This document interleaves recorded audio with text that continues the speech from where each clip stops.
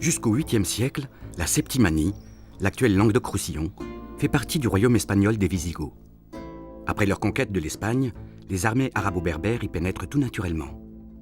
En 719, elles sont à Narbonne.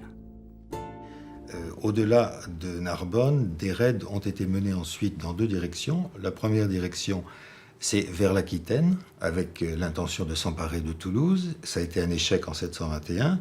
Et puis dans un deuxième temps, vers l'année 726, ces troupes, ces contingents arabo-berbères se sont ensuite dirigés en direction du nord, jusque très haut, en direction de Lyon, et même en direction du plateau de Langres, selon certaines sources.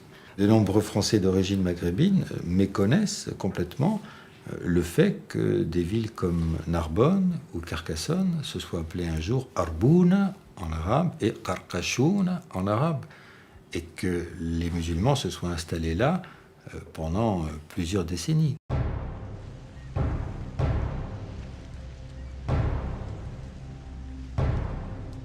À partir de leur base languedocienne, des raids sarrasins se seraient poursuivis en mer jusqu'au large de Cannes, sur l'île Saint-Honorat-de-Lérins.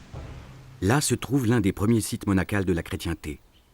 Il date du 5e siècle, comme l'ont confirmé de récentes fouilles archéologiques à l'intérieur de la chapelle Saint-Sauveur.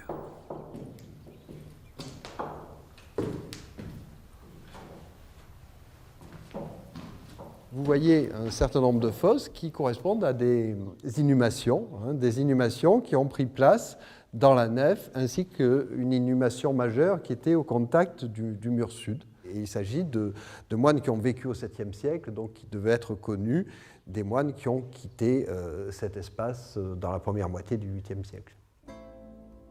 Les tombes, sans doute occupées par de saints personnages, ont été vidées précipitamment. Une nouvelle population, indifférente au caractère sacré du lieu, s'installe et laisse des traces. Juste au-dessus des tombes, 2 foyers et une fosse dépotoir ont été mis au jour. On y trouve de nombreux restes de repas, ossements d'ovins, de bovins, mais pas de porc.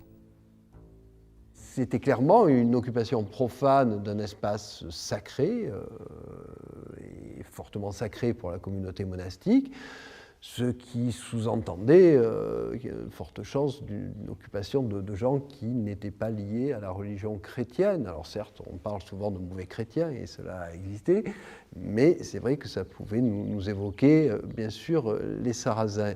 Et donc on a eu la chance de trouver, dans une deuxième campagne de fouilles, sur ce dernier sol, une monnaie, une petite monnaie de faible valeur, un falz en cuivre d'Al-Andalouse, qui a été daté de la première moitié du 8e siècle. Première moitié du 8e siècle, c'est-à-dire en pleine période de l'occupation musulmane du Languedoc-Roussillon.